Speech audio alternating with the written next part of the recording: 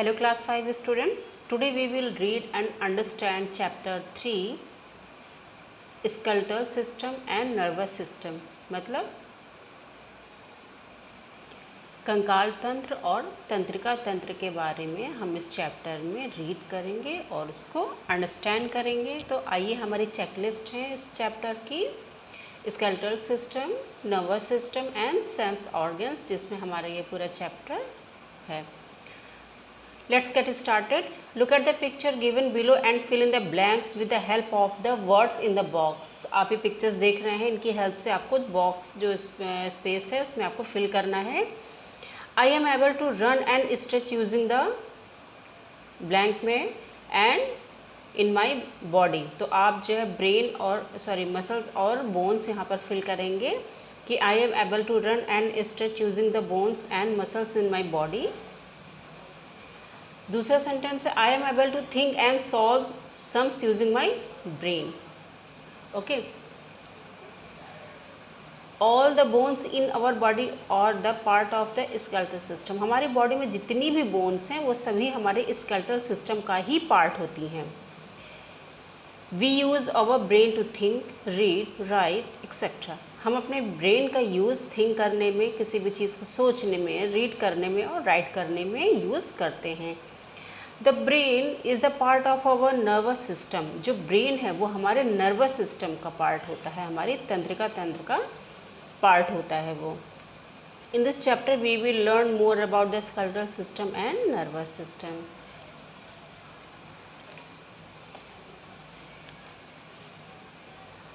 First of all, we will read skeletal system.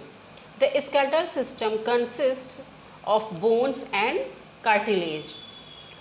जो skeletal system होता है हमारा, वो बोन से, हमारी बॉडी में जितने बोन्स और कार्टिलेज स्टूडेंट्स ये बोन्स ही होती हैं, लेकिन इनको सॉफ्ट बोन्स कहा जाता है। ये जो बोन्स होती हैं उनके जैसी हार्ड नहीं होती हैं, उनसे थोड़ा ये सॉफ्ट होती हैं, तो उनको सॉफ्ट बोन्स कहा जाता है कार्टिलेज को।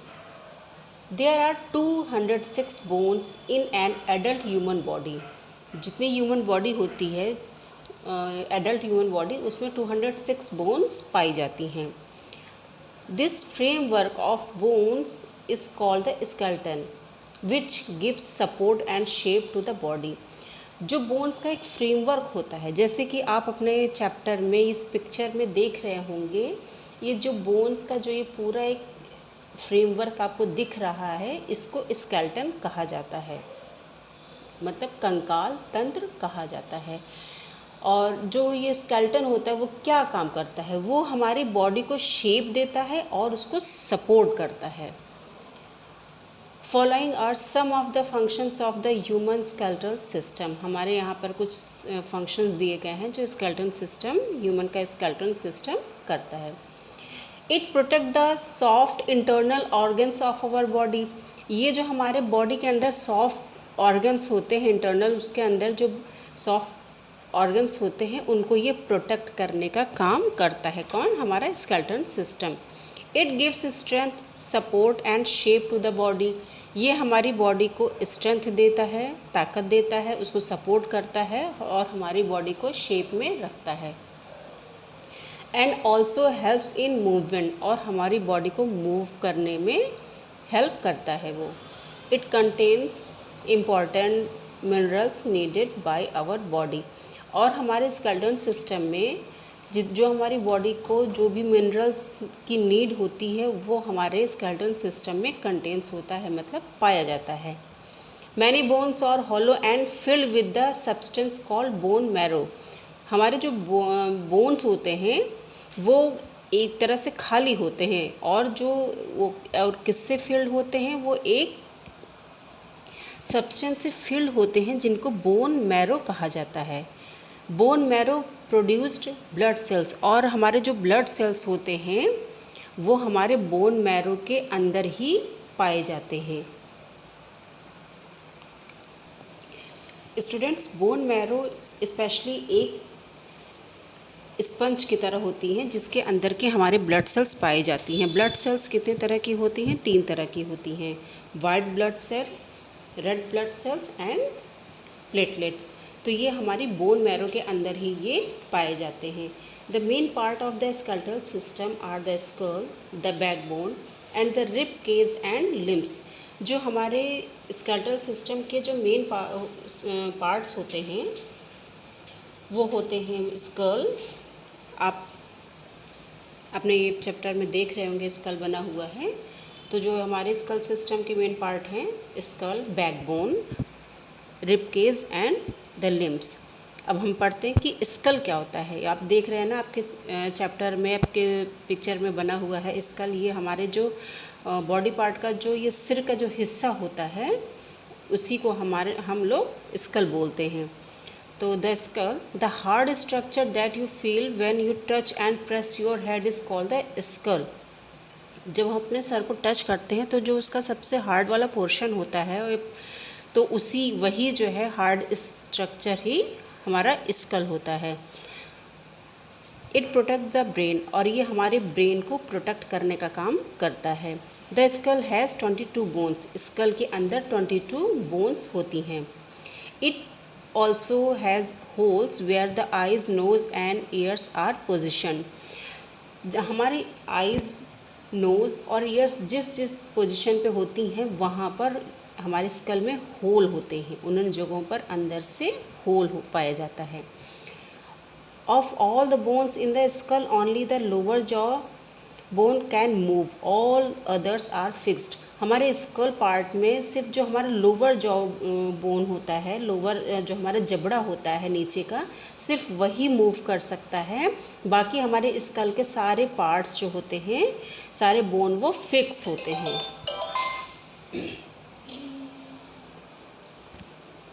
पापा है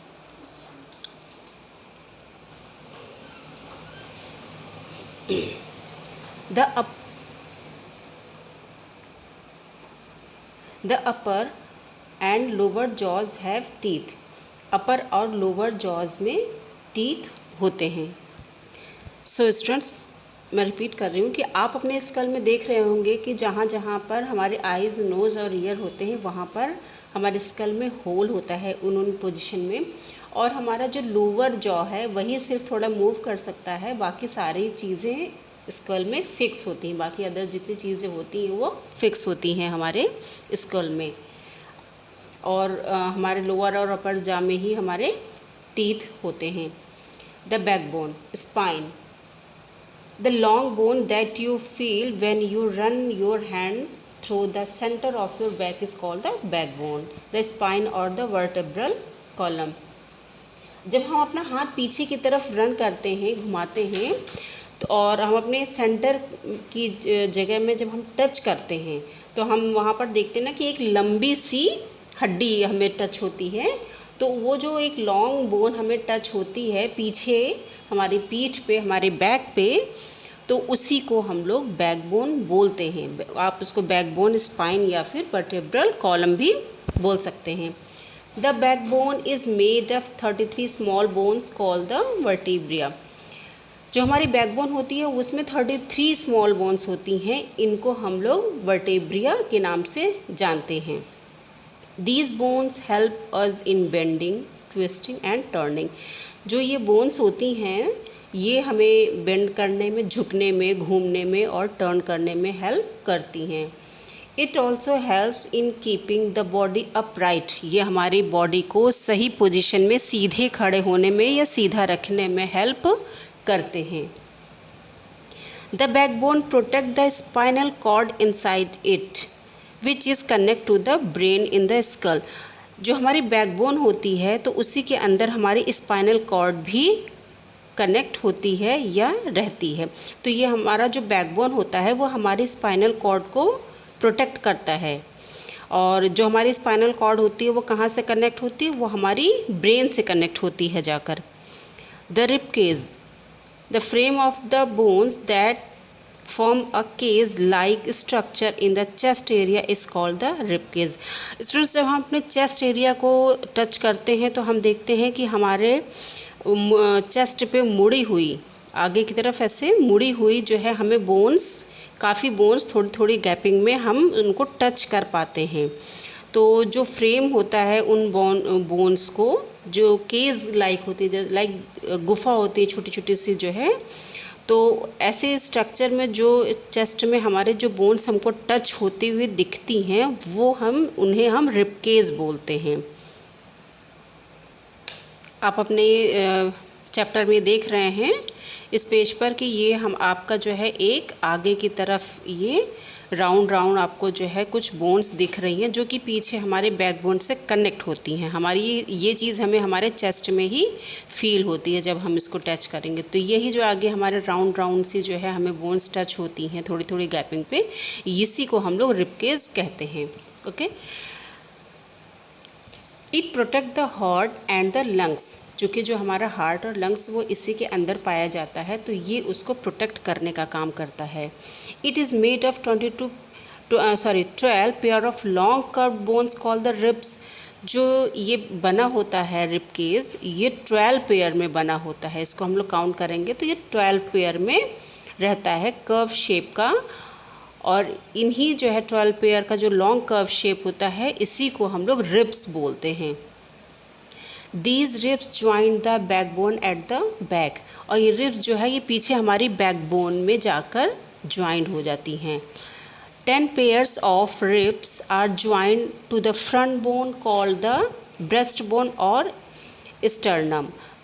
जो 10 पेयर होते हैं रिब्स के, जो 10 पेयर होते हैं वो तो हमारे जो फ्रंट की बोन होती है जिसको हम लोग ब्रेस्ट बोन भी या फिर स्टर्नम के नाम से जानते हैं, वहाँ से ये ज्वाइन होती हैं। कितनी pairs? 10 pairs. The remaining 2 pairs of the ribs that are not attach to the breast bone are called the floating ribs. बाकी के जो 2 बोन्स होती हैं जो कि हमारे ब्रेस्ट बोन से कनेक्ट या अटैच नहीं होती हैं, उनको हम लोग फ्लोटिंग रिब्स कहते हैं। आप अपने चैप्टर में जो पिक्चर बना हुआ है रिब केज का, उसमें आप नीचे की तरफ देख रहे होंगे कि 2 रिब्स हैं जो कि आगे चेस्ट बोन से कनेक्ट नहीं हैं या ब्रेस्ट बोन से कनेक्ट नहीं हैं, उनको हम लोग फ्लोटिंग रिब्स के नाम से जानते हैं। तो आप ये देख रहे हैं ये रिब केज का पिक्चर बना हुआ है जिसमें आपकी ये ब्रेस्ट बोन है, यहाँ से जो है सब ज्वाइन होती है, बैक बोन से आके यहाँ आके आपके ब्रेस्ट बोन में ये ज्वाइन होती हैं। और 2 यहाँ के पेयर होते हैं जो कि हमारे चेस्ट बोन या फिर स्टर्नम से कनेक्ट नहीं होते हैं, इनको हम लोग फ्लोटिंग रिब्स के नाम से जानते हैं। ओके, तो आगे हम पढ़ेंगे द लिम्स। लिम्स क्या होते हैं? हमारे आर्म्स और लेग्स को मिला के हम लोग लिम्स बोलते हैं। A pair of arms also called fore limbs and a pair of legs also called hind limbs are what the limbs in our body consist of. जो हमारे आर्म्स का पेयर होता है उनको हम लोग फोर लिम्स के नाम से जानते हैं। हमने ये हम लोग के लास्ट चैप्टर में भी पढ़ा था, एनिमल्स और बर्ड्स को लेके उनके चैप्टर में भी हम लोग जो है फोर लिम्स और हिंड लिम्स के बारे में पढ़े थे। तो उसी तरह ह्यूमन की बॉडी का भी यही स्ट्रक्चर होता है। तो जो आर्म्स का जो पेयर होता है उसको हम लोग फोर लिम्स, और जो लेग्स का जो पेयर होता है उसको हिंड लिम्स के नाम से ये लिम्स हमारी बॉडी में कंसिस्ट होती हैं या व्याप्त या शामिल रहती हैं।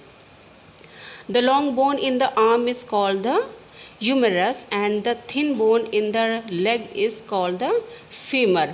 और जो लॉन्ग बोन हमारे आर्म्स में पाई जाती है उसको ह्यूमरस बोलते हैं, आप अपने पिक्चर में देख रहे होंगे यहाँ पर। और जो हमारी थाइज़ में जो पतली सी बोन पाई जाती है उसको फेमर बोलते हैं। जो हमारी जो हमारी थाई की बोन होती है, हमारी जांघ की जो बोन होती है उसको फेमर बोलते हैं। ये हमारे आर्म में और थाई में ये लॉन्ग बोन पाई जाती हैं, और जो थाई में लॉन्ग बोन पाई जाती है और उसका नाम होता है femur. The femur is the longest bone in the human body. So students, जो हमारी थाई में जो बोन पाई जाती है उसका नाम फेमर होता है, और फेमर ही हमारे बॉडी का सबसे लॉन्गेस्ट बोन माना जाता है या कहते हैं। The feet and the hand are made up of many smaller bones. जो हमारे फीट और हैंड जो होते हैं वो कई तरह के स्मॉल बोन्स से, बहुत छोटे छोटे बोन्स को मिलाकर बनते हैं। जॉइंट्स, अब जॉइंट्स क्या होते हैं स्टूडेंट्स?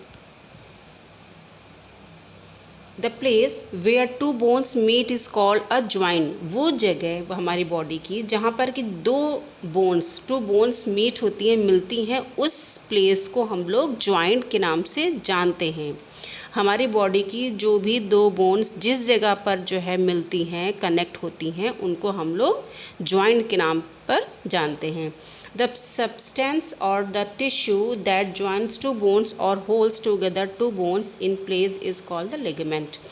वो सब्सटेंस, वो तत्व जो या टिश्यू जो भी हमारे बॉडी की दो बोन्स को एक साथ जोड़ता है या फिर उनको एक साथ में रखता है, उन दोनों बोन्स जो एक जगह पे रहती हैं एक साथ में बोन्स, उस सब्सटेंस को हम लोग लिगामेंट के नाम पर जानते हैं। लिगामेंट ही वो सब्सटेंस होता है जिसकी वजह से जो हमारा ज्वाइंट होता है वो स्मूथली वर्क कर पाता है। All the joints in our body are movable except the joint in the skull. हमारी बॉडी के जितने भी जॉइंट्स हैं वो मूवेबल, मतलब उनको मूव किया जा सकता है, सिवाय जो स्कल मतलब हमारे जो हेड में जो जॉइंट्स होते हैं उनको छोड़कर। हेड आपको मैंने बताया ना, स्कल में सिर्फ हमारा जो हमारा लोअर का जॉ बोन होता है सिर्फ वही मूव करता है, बाकी जितने भी जो है जो पॉइंट्स होते हैं या जॉइंट होते हैं वो सभी फिक्स होते हैं। The only movable joint in the school is lower jaw. तो जैसा मैंने आपको बताया ना कि लोअर जॉ बोन जो होता है वही सिर्फ मूव करता है। Joints are of different type and show different kinds of movements. जो जॉइंट्स होते हैं वो डिफरेंट टाइप के होते हैं और डिफरेंट काइंड्स के मूवमेंट भी उनके होते हैं। Ball and socket joint. अब बॉल और सॉकेट जॉइंट्स कैसे होते हैं? This type of joint is found in the shoulder and hip regions and allow for the movement of these part in the all direction। जो joints हमारे shoulder और hip के area में होते हैं, तो हमारे शोल्डर देख रहे हैं, हमारा शोल्डर यहाँ से कनेक्ट हुआ है, ये हमारे शोल्डर का जॉइंट है और ये हमारे हिप का जॉइंट है। तो जो हमारे हिप और शोल्डर के एरिया का जो जॉइंट होता है, रीजन का जो जॉइंट होता है, उसको हम लोग बॉल या सॉकेट जॉइंट के नाम पे जानते हैं। और ये जॉइंट हमारे उस एरिया के मूवमेंट को अलाउ करता है और उनको सभी डायरेक्शन में घूमने या राउंड करने में हेल्प करता है। This joint help in the movement such as bending, stretching and rotating. और ये जॉइंट हमारे शोल्डर और हिप रीजन को मूव करने में, जैसे कि उनको बेंड करने में, उनको स्ट्रेच करने में मतलब उनको झुकने में, फैलाने में, और रोटेटिंग मतलब उनको घुमाने में मदद करता है। हिंग जॉइंट। अब हिंग जॉइंट हम लोग क्या देखते हैं कि क्या होता है? This type of joint is found in the elbow, finger, knees and toes and help us to move them in only one direction।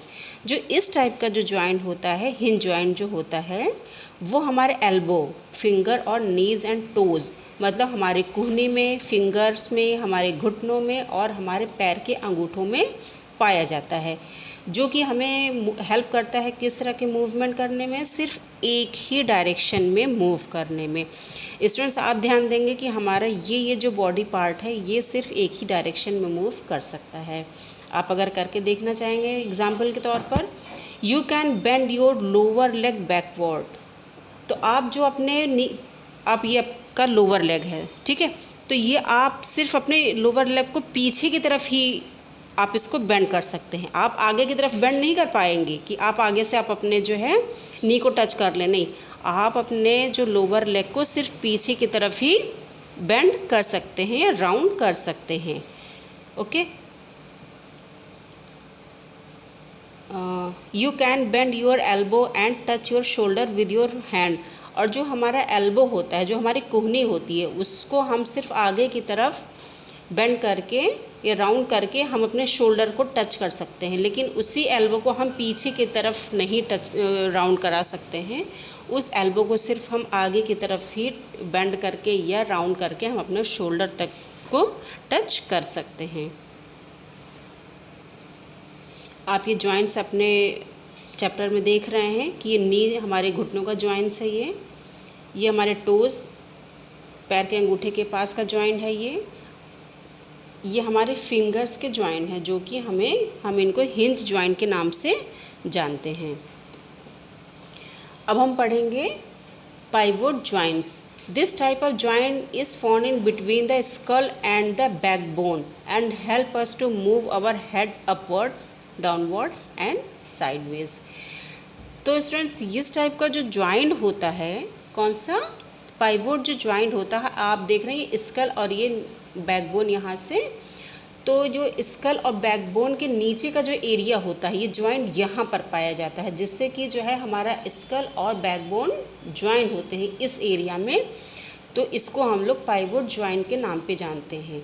और ये जो जॉइंट होता है, ये हमारे हेड को अपवर्ड्स मतलब ऊपर की तरफ, डाउनवर्ड्स ये नीचे की तरफ, ऊपर की तरफ कैसे, फेस को हम जब ऊपर करते हैं सर को, तो ये ऊपर की तरफ, जब हम अपने हेड को नीचे करेंगे तो ये डाउनवर्ड्स मतलब नीचे की तरफ, और जब आजू बाजू में हम लोग अपने हेड को मूव कराते हैं, राउंड कराते हैं, तो ये हम मतलब साइडवेज, साइड की तरफ ये जॉइंट से हम लोग अपने स्कल को मूव करा सकते हैं।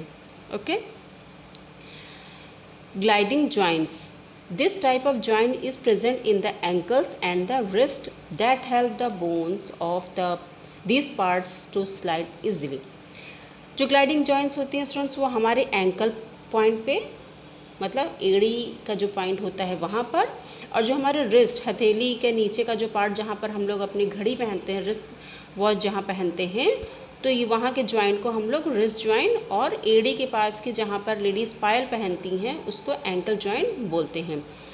तो ये जो जॉइंट ग्लाइडिंग जॉइंट होता है वो एंकल जॉइंट और रिस्ट जॉइंट पर पाया जाता है, जो कि हमारे एंकल और रिस्ट को बहुत इजीली स्लाइड करने में हेल्प करता है। तो स्टूडेंट्स, आगे हम पढ़ेंगे चैप्टर में कार्टिलेज। कार्टिलेज जैसे कि मैंने आपको बताया, ये भी एक बोन्स ही होती है, लेकिन ये जो हमारी और बोन्स पाई जाती हैं बॉडी में, उनकी तरह उतनी हार्ड नहीं होती हैं, थोड़ी सॉफ्ट होती हैं, होती ये बोन्स ही हैं। Cartilage is a tough elastic tissue that is found in a various part of the body such as joints in the ankle, knee and elbow and also between the vertebrae in the backbone. Cartilage एक थोड़ा सा tough होता है, सख्त होता है, elastic tissue होता है, जो कि हमारे बॉडी के कई पार्ट में, जैसे कि जो हमारे जॉइंट्स होती हैं, एंकल, नी और एल्बो की जॉइंट्स होती हैं, और हमारे किसके बीच में, बैकबोन और वर्टिब्रिया के बीच में पाया जाता है।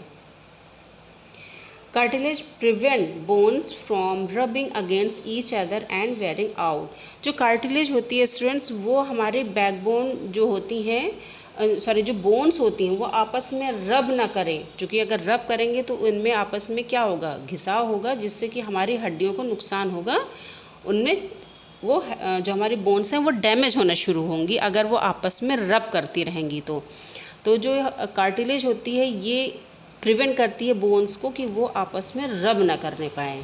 ओके।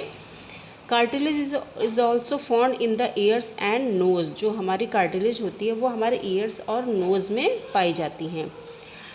तो जब आप अपने ears touch the top part of your ear of the tip of your nose, जब हम अपने ईयर के टॉप पार्ट को टच करते हैं और अपने नोज़ के जो ऊपर का जो पार्ट होता है उनको जब हम टच करते हैं, तो वहाँ पर हमें देखेंगे कि वो जगह थोड़ी सी प्रेस होती हैं, तो वहाँ पर ये कार्टिलेज ही पाई जाती हैं। उसी की वजह से वो थोड़ी टफ भी होती हैं और वो हल्की सी प्रेस भी हो जाती हैं। These part are soft to touch. ये दोनों पार्ट क्या होते हैं, टच करने में काफ़ी सॉफ्ट होते हैं। They are cartilage. तो यही जो बोन्स होती हैं इसमें यही कार्टिलेज होती हैं। Bones and cartilage alone cannot bring about movement. Students, हमारी बोन्स और कार्टिलेज जो होती हैं वो एक साथ में मूवमेंट नहीं कर सकती, मतलब वो दोनों मूवमेंट अपने आप नहीं कर सकती हैं। मूवमेंट कैसे होता है इनमें? Movement happens when bones and cartilage work together with muscles. Movement इनमें तभी होता है जब ये दोनों मसल्स के साथ में मिलकर वर्क करते हैं, तभी हमारी बॉडी का या बोन्स या जॉइंट्स का मूवमेंट होता है। Let us learn how bones and muscles work together. अब हम आगे पढ़ेंगे। Muscles, there are more than 600 muscles in our body. हमारी बॉडी में कितनी मसल्स होती हैं? 600 मसल्स पाई जाती हैं। The bones in our body can not move without the help of muscles. जो हमारी बोन्स होती हैं वो हमारे मसल्स के हेल्प के बिना मूव नहीं कर सकती हैं। Muscles are attach to the bones with the help of tough cord called tendons. जो हमारी मसल्स होती हैं वो बोन से जो है एक कॉर्ड की हेल्प से, टफ कॉर्ड की हेल्प से अटैच्ड होती हैं, जिसको कि हम लोग टेंडन्स के नाम से जानते हैं। To move a bone, two muscles come into play. जब हमें एक बोन को मूव कराना होता है तो दो मसल्स उसमें साथ में वर्क करती हैं। When you want to move your arm or leg, one muscle has to contract and another muscles has to relax to allow for the movement of the arm or the leg. जब हम अपने arm या leg के bones को या arm या leg को move कराना चाहते हैं तो जो हमारी मसल्स होती हैं तो उसमें से एक मसल्स तो जो है बोन्स के साथ में कांटेक्ट करती है, मतलब उनको बोन्स के साथ में बोन्स और मसल्स मिलके तो एक वर्क करते हैं, आगे जो भी प्रोसेस होता है उसको बढ़ाते हैं, और जो दूसरा मसल्स होता है उसको रिलैक्स करके उस मूवमेंट को पूरा करता है। मसल्स और two types, voluntary and involuntary. अब मसल्स भी स्टूडेंट्स दो टाइप्स की होती हैं, एक तो वॉलंटरी मतलब ऐच्छिक जो अपने आप होती हैं, और एक इनवॉलंटरी मतलब अनैच्छिक जो अपने आप जो नहीं हो पाती हैं, मूव नहीं कर पाती हैं।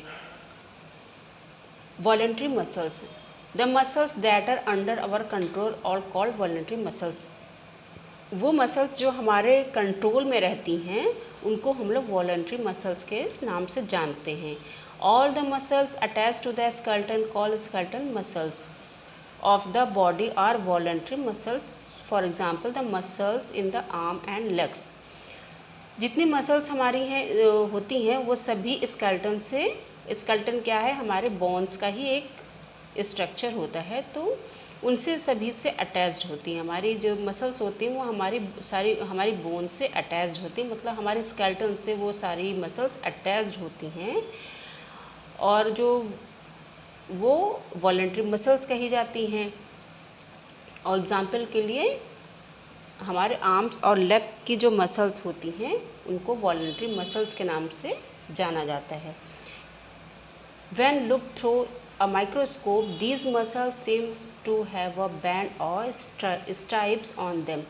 जब हम लोग माइक्रोस्कोप की हेल्प से इन मसल्स को देखेंगे ना तो ये बिल्कुल जो है बैंड या फिर स्ट्राइप्स धारीदार हमें दिखती हैं, जैसे जो है खड़ी लाइनें होती हैं ये उस शेप की हमें दिखती हैं। Therefore they are called the stripped और straighted muscles। चूँकि ये देखने में इनका शेप ऐसा स्ट्रिप्स के जैसा लगता है, धारियों के जैसा लगता है, इसलिए इन मसल्स को हम लोग स्ट्रिप्स या स्ट्रेटेड मसल्स के नाम से जानते हैं। क्यों? क्योंकि इनका शेप ऐसा ही होता है। Involuntary muscles, the muscles that are not under our control are called involuntary muscles. वो मसल्स जो हमारे कंट्रोल में नहीं होती हैं, वो अपने आप ही वर्क करती हैं, उनको इनवॉलंटरी मसल्स कहते हैं। Muscles of the organ system such as digestive system are called smooth muscles or unstriated muscles because they are not striped. जो हमारी ऑर्गन सिस्टम की, जैसे कि डाइजेस्टिव सिस्टम की जो मसल्स होती हैं वो उनको हम लोग स्मूथ मसल्स या अनस्ट्रेटेड मसल्स कहते हैं, क्योंकि वो स्ट्रिप के शेप में नहीं होती हैं। Muscles of the heart are called cardiac muscles. जो हमारी हार्ट की जो मसल्स होती हैं उनको हम लोग कार्डियक मसल्स के नाम से जानते हैं। Both smooth muscles and cardiac muscle are example of involuntary muscles.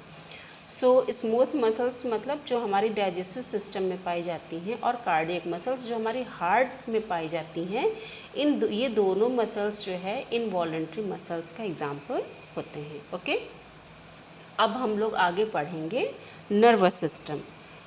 Nervous system क्या होता है? जो हमारी तंत्रिका तंत्र होती हैं, हमारी इस बॉडी में जितनी नसें पाई जाती हैं, नसों का जो जाल होता है उसको हम लोग नर्वस सिस्टम के नाम से जानते हैं. What helps you remember to topic that you have read in your previous chapter of classes? आपने ये अपने previous classes में ये टॉपिक पढ़ा है इसके बारे में, तो आपको कुछ में कुछ याद है. How do you blink your eyes without even knowing about it? आप इसको बिना जाने अपनी आँखों को कैसे ब्लिंक कर लेते थे? We are able to these tasks with the help of the nervous system. हम जितने भी टास्क, जितनी भी एक्टिविटी अपनी बॉडी में करते हैं, वो सभी हम नर्वस सिस्टम की हेल्प से ही कर पाते हैं. The nervous system is made up of the brain, the spinal cord and the network of nerves that run throughout our body.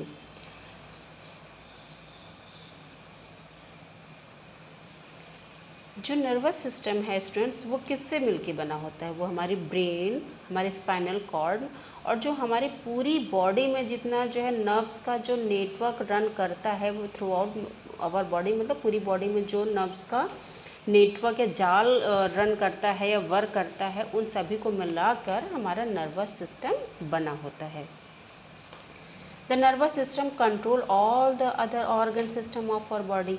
जो नर्वस सिस्टम होता है वो ही हमारी बॉडी के सभी अदर ऑर्गन्स के सिस्टम्स को कंट्रोल करता है. आप अपनी बॉडी में देख रहे होंगे कि ये जो बीच में आप ये बैकबोन का जो ये बीच का पार्ट है, तो यही इसी के अंदर हमारे स्पाइनल कॉर्ड पाया जाता है. ये हमारा ब्रेन है और ये सभी नर्व्स होती हैं. इन सभी को मिला के हमारा नर्वस सिस्टम बनता है या वर्क करता है. Brain. The brain controls everything in the human body. जो हमारा ब्रेन होता है वो हम ह्यूमन बॉडी में सभी चीज़ों को कंट्रोल करता है. यही अलाउ करता है, यही ऑर्डर करता है, तभी हम सारी एक्टिविटी या बाहर जो वर्ल्ड में जितनी भी चीज़ें एग्जिस्ट हैं वो सभी चीज़ों को देखना, सुनना, करना हम अपने ब्रेन की हेल्प से ही सही तरीके से कर पाते हैं. The skull protect the brain. जो हमारा स्कल होता है, जो हमारा हेड होता है ऊपर का पोर्शन, वो हमारे ब्रेन को प्रोटेक्ट करता है. The part of the skull that protect the brain is called the cranium. जो स्कल का जो पार्ट ब्रेन को प्रोटेक्ट करने का काम करता है उसको क्रेनियम बोलते हैं. The brain is made of the 3 part that carry out different task. जो हमारा ब्रेन होता है वो 3 टाइप के 3 पार्ट्स में वो मिलकर बना होता है, जिसके डिफरेंट टास्क होते हैं. They are cerebrum, the cerebellum and the brain stem. इनके नाम सेरेब्रम, सेरेबेलियम और ब्रेन स्टेम हैं. सेरेब्रम क्या होगा? This is the largest part of the brain. Cerebrum सबसे ये ऊपर पाया जाता है हमारे स्कल में. ये हमारे ब्रेन का सबसे ऊपरी पार्ट होता है और ये सबसे लॉन्गेस्ट पार्ट भी बोला जाता है. और ये सबसे the largest part of the brain, ये हमारे ब्रेन का सबसे लार्जेस्ट पार्ट होता है. It controls our intelligence, memory, logic and sense organs. ये हमारी इंटेलिजेंस को, मतलब हमारी बुद्धिमत्ता को, हमारी मेमोरी को, याददाश्त को, लॉजिक और हमारे सेंस ऑर्गन्स को कंट्रोल करने का काम करता है. सेंस ऑर्गन्स कितने होते हैं स्टूडेंट्स? 5 होते हैं. कौन कौन से? हमारे eyes, nose, ear, tongue and skin. इसलिए हमारे 5 सेंस ऑर्गन्स होते हैं जिनको कि हमारा ब्रेन का सेरेब्रम पार्ट कंट्रोल करने का काम करता है. It also control our body movements. ये हमारी बॉडी के मूवमेंट्स को भी कंट्रोल करने का काम करता है. कौन? Cerebrum. सेरेबेलियम. This is the second largest part of the brain and it's present behind the cerebrum. ये ब्रेन का सेकंड लार्जेस्ट पार्ट होता है और सेरेब्रम के ये पीछे प्रेजेंट होता है. It controls the balance and posture of our body and also the action of the muscles in the body. ये हमारी बॉडी के पोस्चर, मतलब हमारी बॉडी किस पोजीशन में उठेगी, बैठेगी, करेगी, ये उसके पोस्चर को, हमारी बॉडी के पोस्चर को और हमारी बॉडी के बैलेंस को कंट्रोल करता है। और हमारे जो बॉडी के मसल्स जो भी वर्क करते हैं ये उनको भी कंट्रोल करने का काम करता है। Cerebellum, brain stem, the brain stem connect the brain to the spinal cord. जो हमारा ब्रेन स्टेम होता है ये स्पाइनल कॉर्ड से कनेक्ट होता है। यहीं से हमारा ब्रेन स्टेम से ही हमारे स्पाइनल कॉर्ड ब्रेन से कनेक्ट हो पाता है। एक तरह से हमारे ब्रेन का बेस है ये। The nerves in the brain stem control our heart beat, breathing and blood pressure. और जो ये नर्व होती है ये हमारे ब्रेन स्टेम की जो ये नर्व होती है ये हमारे हार्ट बीट को कंट्रोल करती है, हमारी ब्रीथिंग को, मतलब सांस लेना, हार्ट बीट, और हमारा ब्लड प्रेशर जो होता है, इन तीनों को ये कंट्रोल करने का काम करती है। स्पाइनल कॉर्ड, स्टूडेंट्स एक साइंस फैक्ट है, the average adult human brain weight about 1.3 to 1.4 kg. Okay, spinal cord. The spinal cord is a bunch of nerves that being from the base of brain and connect it to the other part of the body. जो spinal cord होती है students ये एक nerves का bunch होती है। ये हमारी बैकबोन के अंदर ये स्पाइनल कॉर्ड पाई जाती है जो कि एक ये नर्व्स का बंच होती है। ये नर्व्सों का पूरा एक जाल होती है, गुच्छा होती है, जो कि कहाँ से शुरू होती है, ये हमारे जो ब्रेन स्टेम होती है ये वहाँ से हमारी बॉडी के अदर पार्ट को कनेक्ट करती है। It is enclosed and protected by the backbone. ये बैकबोन के पास होती है, बैकबोन के अंदर होती है और ये बैकबोन से ही प्रोटेक्ट की जाती है। कौन? Spinal cord. It main function is to pass on information between the brain and the other body part. जो हमारे स्पाइनल कॉर्ड होती है उसका जो मेन फंक्शन होता है वो हमारे ब्रेन से मैसेजेस या इन्फॉर्मेशन जो भी होती हैं वो हमारे ब्रेन से लेकर बॉडी के अदर पार्ट को कन्वे करना होता है या पहुंचाना होता है। Reflex action, students reflex action वो होते हैं जो कि हमारे कुछ एक्शन ऐसे होते हैं जो हम नहीं जान पाते हैं और वो विद इन सेकेंड हो जाते हैं और वो उसके लिए हमारा माइंड उस एक्शन के लिए तैयार नहीं हो पाता है। कुछ ऐसे एक्शंस होते हैं, अब हम इसको चैप्टर में पढ़ेंगे। A reflex action is an involuntary or automatic action of our body in response to something. Reflex action होता है जब जो है हमारी बॉडी कोई भी एक्शन अपने आप या फिर अनैच्छिक रूप से करती है किसी भी चीज़ को रिस्पॉन्स करने के लिए। Most reflex action take place when the message are sent to and from the spinal cord without involving the brain. Mostly जो रिफ्लेक्स एक्शन होते हैं वो तब वर्क करता है जब स्पाइनल कॉर्ड जो है मैसेज करती है बिना ब्रेन के इन्वॉल्व हुए। तो मैंने जैसा बताया कि ये इतना तेज़ी से ये एक्शन होता है, विद इन सेकंड में एक्शन हो जाता है और इस पे हमारा जो ब्रेन होता है ना तो उसको उसके नॉलेज में होता है ना वो इस एक्शन के लिए रेडी होता है। तो इसमें सिर्फ हमारा स्पाइनल कॉर्ड ही इसको मैसेज कर पाता है इस एक्शन के लिए, इसमें हमारा ब्रेन इन्वॉल्व नहीं होता है। Hence such response are very fast. और इसलिए चूँकि इतनी फास्ट होता है ना तो इसमें हमारा ब्रेन वर्क नहीं कर पाता है, वो जान नहीं पाता है।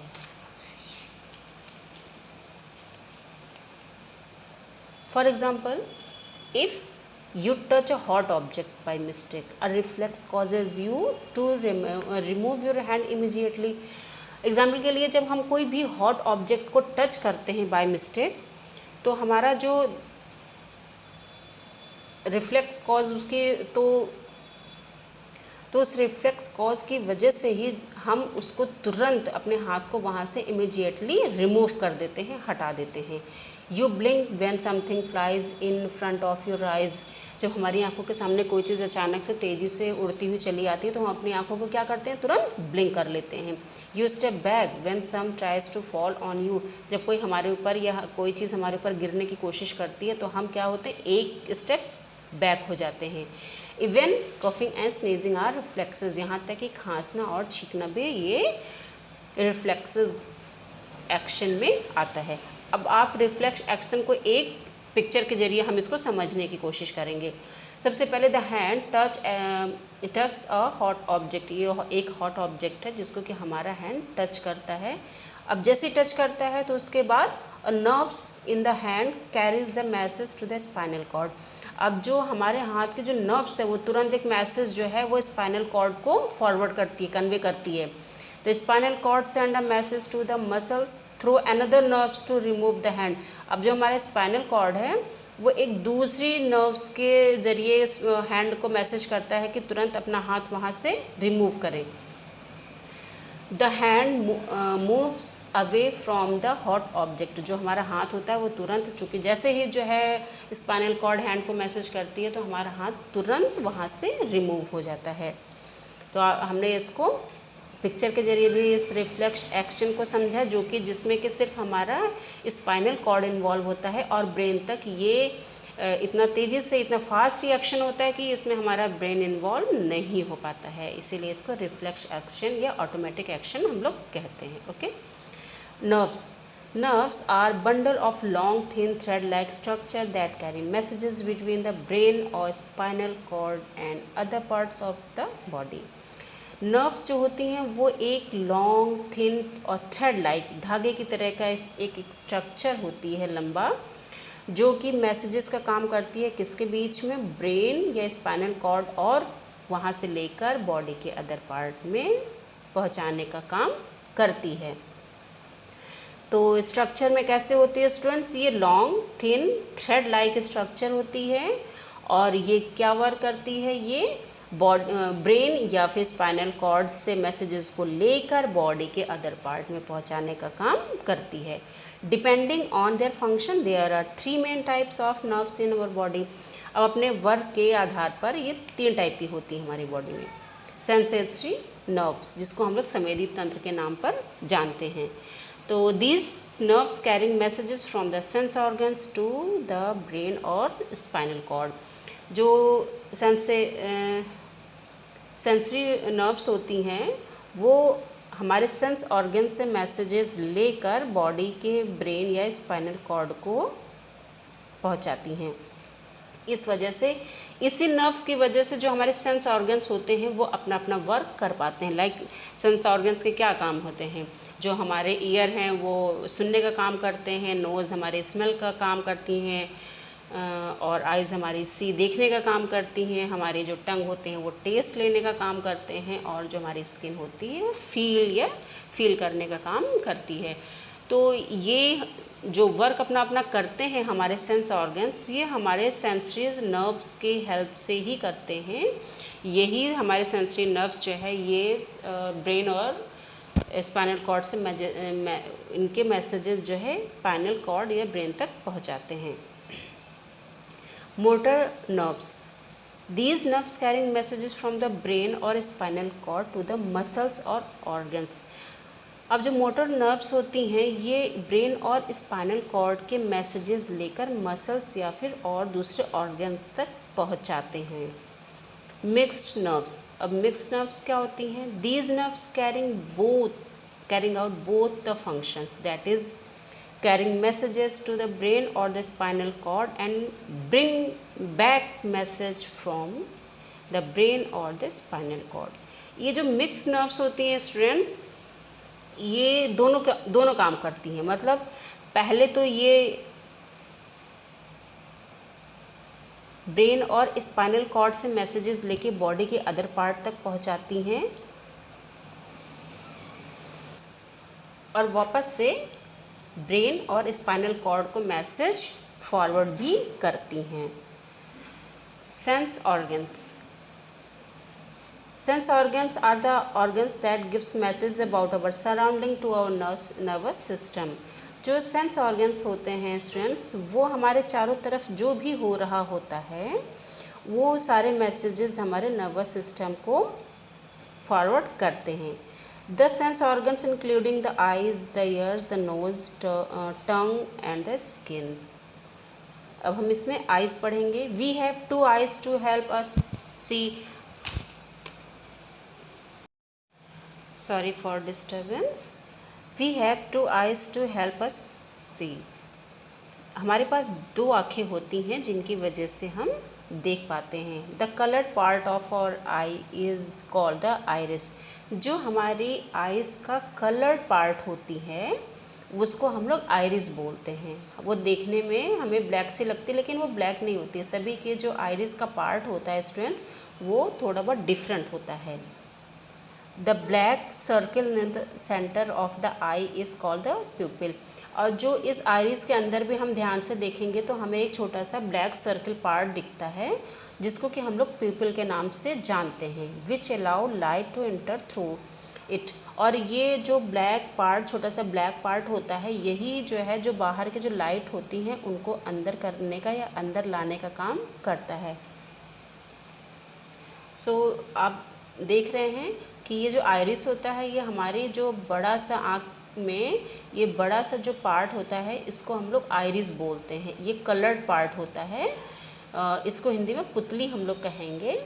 तो जो ये कलर्ड पार्ट होता है इसके अंदर भी एक छोटा सा पार्ट होता है जिसको कि हम लोग प्यूपिल के नाम से जानते हैं। और ये प्यूपिल ही पार्ट होता है जो कि बाहर की लाइट को अंदर लाने का काम करता है या अंदर ले जाने के लिए अलाउ करता है।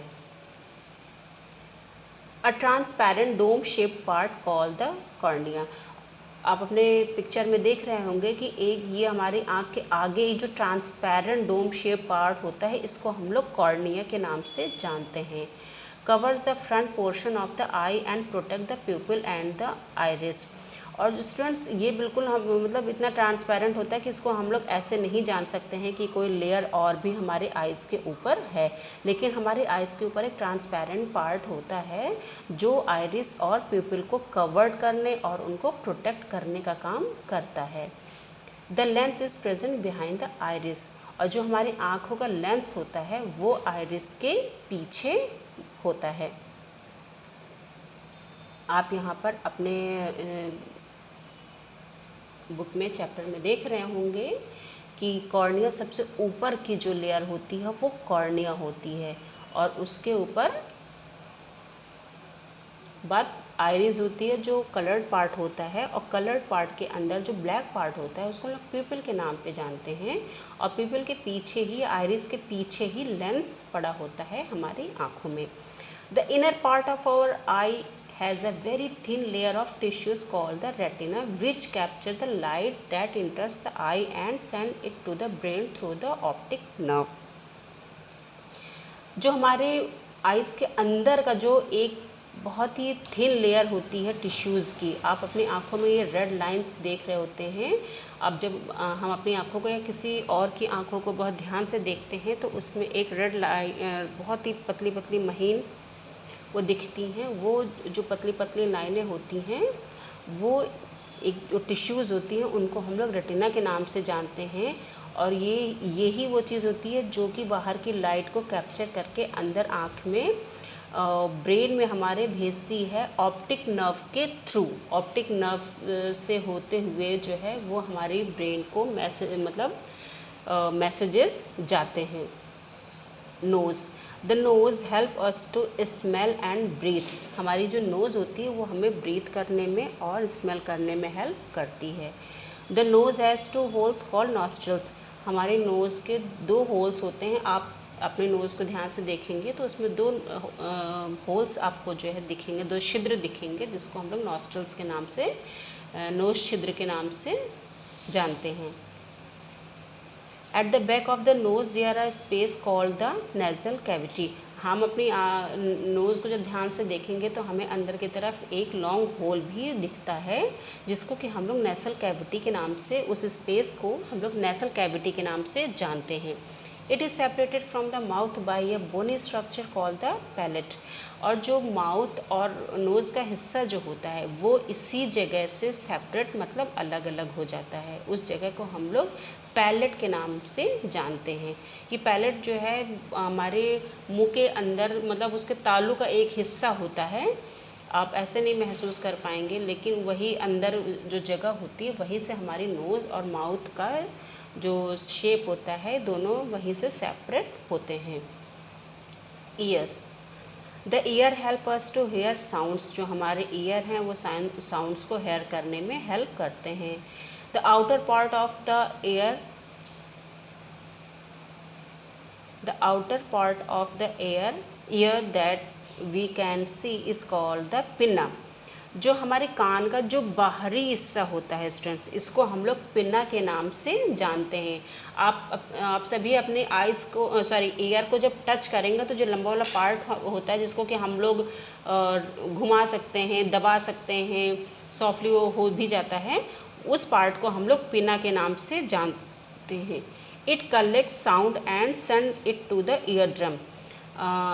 ये वो पार्ट होता है जो कि साउंड को कलेक्ट करता है और ये हमारे ईयर ड्रम होता है स्टूडेंट्स, हमारे जो कान के पर्दे होते हैं उनको हम ईयर ड्रम बोलते हैं। तो साउंड कलेक्ट करके उसको हमारे ईयर ड्रम हमारे कान के पर्दों तक वो भेजता है। The ear drum send vibration to the inner ear through the middle ear. जो ईयर ड्रम होता है वो जो यहाँ पर जो साउंड होता है वो किस रूप में होता है, वो सभी बाहर से जो हमें साउंड मिलते हैं किसी भी तरह से, चाहे वो कोई म्यूज़िक हो, कोई मतलब बात करने का हो, कोई भी तरह का साउंड हो, वो साउंड जो है वाइब्रेशन के रूप में हमारे कानों में या हमारे ईयर ड्रम तक पहुँचता है। और वो ईयर ड्रम उन वाइब्रेशन को मिडिल ईयर से होते हुए इनर ईयर तक वो भेजता है। जो हमारा आप देख रहे हैं ये हमारा मिडिल ईयर पार्ट है और इसके पीछे हमारा इनर ईयर मतलब कान के सबसे अंदर का हिस्सा होता है। और स्टूडेंट्स ये जो हमारे कान के अंदर का जो हिस्सा होता है आप अपने चैप्टर में ध्यान से देखेंगे तो ये हिस्सा जो है वो शंख की तरह होता है। आपने शंख अगर देखा होगा कभी, तो जो ये हिस्सा है ना ये शंख के जैसा दिखता है।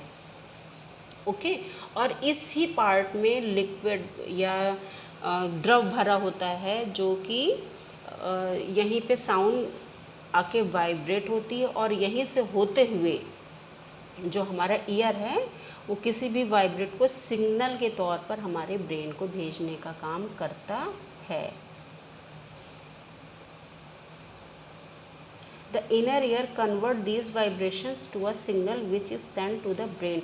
और ये इनर ईयर ही उन वाइब्रेशंस को सिग्नल बनाकर हमारे ब्रेन को पास करता है या ब्रेन तक भेजता है। Okay,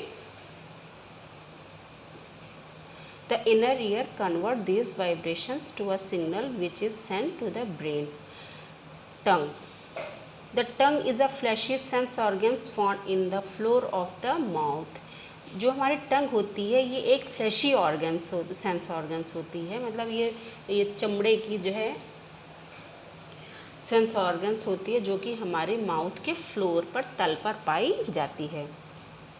it help us to speak, chew and taste.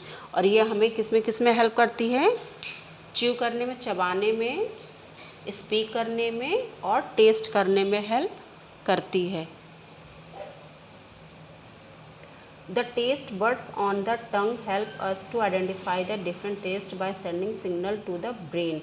और जो हमारे टंग के ऊपर टेस्ट बड्स मतलब कुछ जो स्वाद की कोशिकाएं होती हैं स्वाद लेने वाली, वो हमें हेल्प करती हैं जो भी हम डिफरेंट टाइप के जो टेस्ट होते हैं उनको आइडेंटिफाई करने में, जो कि ब्रेन के द्वारा सिग्नल्स हमें भेजे जाते हैं उनको हम इन टेस्ट बड्स की हेल्प से ही उन टेस्ट को आइडेंटिफाई कर पाते हैं।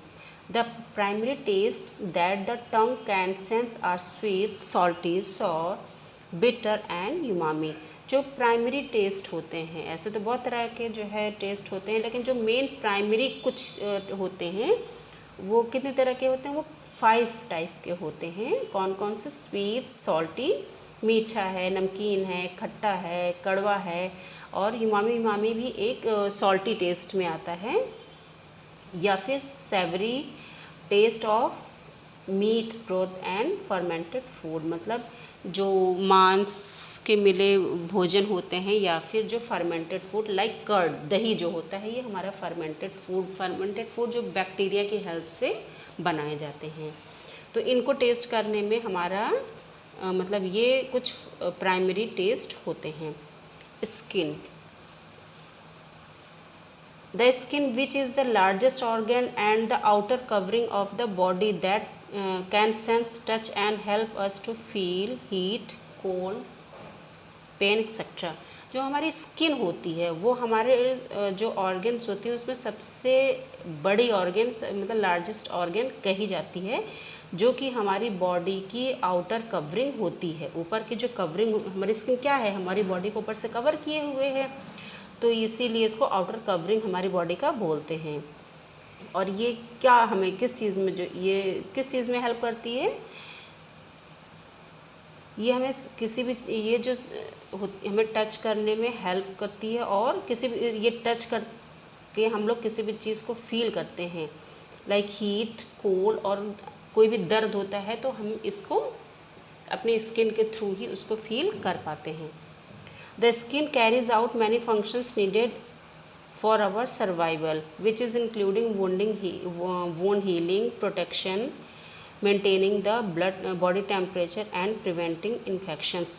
जो हमारे स्किन होती हैं उनके कई तरह के फंक्शंस होते हैं जिसकी वजह से हम सरवाइव कर पाते हैं, जो कि जिसमें कि जो है वुंड हीलिंग, मतलब जो हमारे घाव होते हैं उनका अपने आप में भर जाना, छोटे मोटे जो वोन होते हैं जो हमें चोट लगती है वो हील हो जाती है। स्टूडेंट्स, हमारी जो स्किन होती है ना उसमें एक स्किन के अंदर एक केमिकल रहता है, अब मतलब वो हमारी स्किन में रहता ही है। तो जो हमें छोटी मोटी चोट होती है तो क्या होती है, हम लोग देखते हैं कि अगर हम उसमें कोई दवा नहीं भी लगा रहे होते हैं तो जो छोटे मोटे वुंड होते हैं हमारे, वो अपने आप 1-2 दिन में वो सूख जाते हैं। तो वो कैसे सूख जाते हैं, वो हमारे जो स्किन में एक केमिकल होता है जो हमारे छोटे मोटे चोटों को हील करने का काम करता है, प्रोटेक्शन करता है, ये हमारी बॉडी को प्रोटेक्ट करता है। ये हमारी skin maintaining the body temperature, और हमारी बॉडी टेम्परेचर को, जैसे कि बहुत आप गर्मियाँ इस समय देख रहे हैं कि गर्मियाँ बहुत ज़्यादा बढ़ी हुई हैं, तो जो हमारा स्वेट है वो हमारी स्किन के ज़रिए शरीर के बाहर निकल के हमारी बॉडी को ठंडा रख के हमारा बॉडी टेम्परेचर मेंटेन रखता है, और प्रिवेंटिंग इन्फेक्शंस, और हर तरह के इन्फेक्शन से भी हमारी बॉडी को बचाता है। सो स्टूडेंट्स, हमारा chapter 3 skeletal system and nervous system complete हो चुका है। आप सभी को मेरा चैनल पसंद आए, मेरा एक्सप्लेनेशन और रीडिंग पसंद है तो प्लीज़ इसे शेयर, लाइक, सब्सक्राइब ज़रूर करिए ताकि आपके फ्रेंड्स को भी पढ़ने में और समझने में हेल्प हो। Thank you so much, bye bye.